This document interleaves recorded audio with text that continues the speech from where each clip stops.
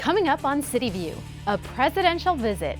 Barack Obama returns to Austin for tacos and a South by Southwest conversation. Rocking out at City Hall, we'll fill you in on a program that's bringing music from across the world right here to Austin. And maybe you've spotted these things in your neighborhood.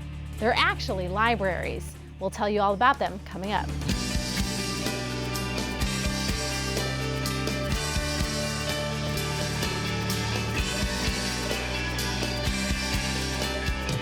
Hi, thanks for joining us. I'm your host, Marissa Monroy. Those stories and more, but first, our top story. President Barack Obama and First Lady Michelle Obama spent some time in Austin recently at the South by Southwest Festival. They highlighted some of the key issues they care about most. Mayor Steve Adler was the first to welcome the president to Austin when Air Force One arrived at ABIA March 11th. The two made a quick pit stop for lunch at Torchy's before heading to the Long Center. It was a full house at Dell Hall where the president took the stage.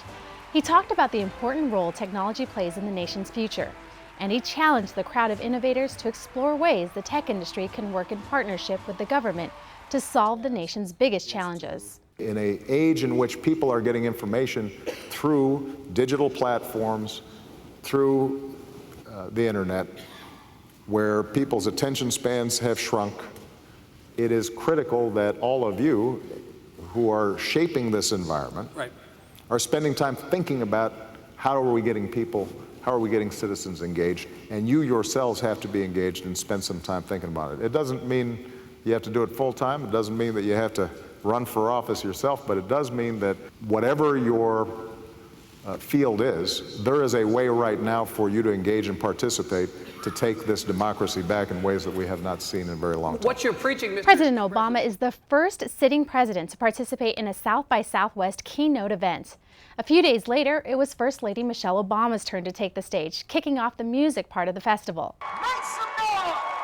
The First Lady used the opportunity to talk about the Let Girls Learn initiative, which focuses on breaking the barriers that keep more than 60 million girls from around the world from attending school. Think of the world problems, and we know from the statistics that girls who are educated, they raise healthier kids, lower HIV rates. It can boost an entire country's GDP having more educated women. So I'm trying to carry that spirit over to these 62 million girls with the help of hopefully millions and millions of Americans here, young people like you who will be a part of that education process. Several Austin area students received special invitations to attend the session at the Convention Center. The First Lady shared the stage with singer and actress Queen Latifah, musicians Diane Warren and Missy Elliott, and actress Sophia Bush. Looked like a good time out there. Also coming out of South by, a big announcement from the U.S. Department of Transportation. The city of Austin was selected as one of 7 city finalists for a $50 million prize for the Smart City Challenge. First finalist, Austin, Texas. After the announcement, Mayor Adler pumped his fist as he took the stage. Austin was among 78 cities who applied for the grant, which aims to improve technology and mobility innovation in cities. City of Austin staff worked with regional partners throughout Central Texas and has big plans in store for the next round of competition. This is an incredibly exciting challenge. It's exciting that Austin made the finals. This means a lot. Not only is it $50 million, and it's $50 million that has to be spent quickly to make the city a smarter city, to find new ideas and test new technologies. We need transportation for people in this city, so it's there to get them where they need to go just in time, as opposed to relying on a transportation system that's built around being there just in case, which is what we have right now. Department of Transportation officials will announce the final city in June. Back at City Hall, some musicians from Pakistan stopped by for a South by Southwest show and a surprise.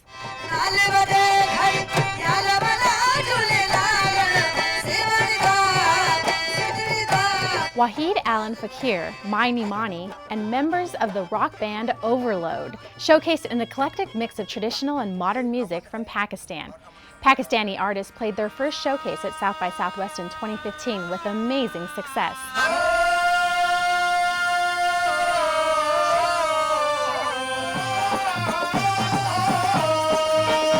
This This showcase is a project of FACE, or the Foundation for Arts, Culture and Education, an Islamabad-based organization whose mission is to strengthen, empower, and educate communities through the universal language of arts and through cultural interactions. Mayor Adler extended an official City of Austin welcome to the musicians and gave them a day to remember. Mayor of the live music capital, do hereby proclaim March 14th of the year 2016 as Music of Pakistan Day. The program is sponsored by the U.S. Department of State and the U.S. Embassy Islamabad, which also sponsors the City of Austin's ATX PAC Launch Entrepreneur Exchange Program, which connects startup communities in Austin and Pakistan.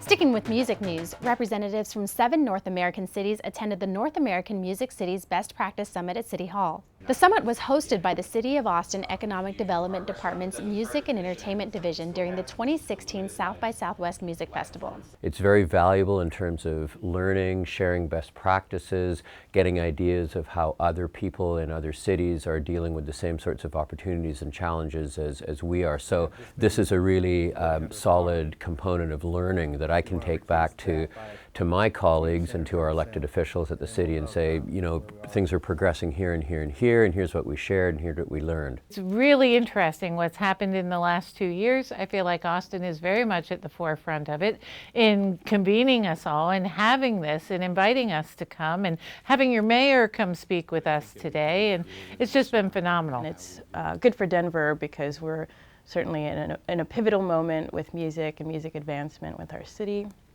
with arts education. We recently released a cultural plan for Denver called Imagine 2020, and we're also excited to go off of the momentum of that to further that music advancement and this conversation. I just love the collegiality of being around the other officers from other cities who are doing similar work, whether they're focusing a lot on the regulation side or they're focusing on promotion or economic development. A lot of what our mayor is doing in Nashville is looking to other cities for different strategies for affordable housing and transportation. So I think this is a great opportunity for me to follow in line of what she's doing and hear what everyone else is doing with their cities and what challenges they face. I think it sparks creativity and new solutions to new problems. I think that a lot of the work that's been done in Austin, the music industry census being really the chief example of something that's really groundbreaking and a great conversation starter for cities around the country and around the world, actually, in terms of how to support music industries. I think it's these are tough challenges, but important challenges, and something that, you know, all of the music cities should work on together. This summit, now in its 2nd year, hosted the returning cities of Seattle, Chicago, San Francisco, Toronto, and welcomed the additions of Denver and Nashville. The Music Cities Summit included a series of roundtable discussions between representatives from cities with music entertainment and special event divisions. This was the 2nd in-person gathering of these metropolitan cities to discuss the intersection of music, film, entertainment, and economic development. In non-South by Southwest news, the Austin Public Library recently hosted students from the Radical Roots Community Schoolhouse as they assembled little free libraries to be placed in Austin neighborhoods. We are partners with the Library of Congress as of the Center for the Book, which for Texas, which is located here, and they're our main partners in Texas, and they naturally connected us with the Austin Public Library. They said that these were the great folks to work with and great partners to help promote what we're doing throughout the Austin area. We started Little Free Library in 2009. I built one in front of my house in Hudson, Wisconsin, out of the Twin Cities, and we started to give them away, and we gave away 30, and people got so excited. They talked about it like it was a little puppy. They were thrilled. It's excited neighborhoods around the world, and now we have more locations than McDonald's. And we're growing at a rate of about 1,000 to 1,200 a month. And I'm here in Texas because we were given a generous grant from a gentleman named Robert Hoffman, and we're trying to put 10,000 Little Free Libraries throughout Texas. For more information about Little Free Libraries in Texas, visit littlefreelibrary.org. Finally, we'll leave you with Macnas, a unique Irish street theater spectacle which stopped in for the festivities of this year's South by Southwest Festival. That's all for this week's CityView. I'm your host, Marissa Monroy. Our next episode airs April 8th. Thanks for watching.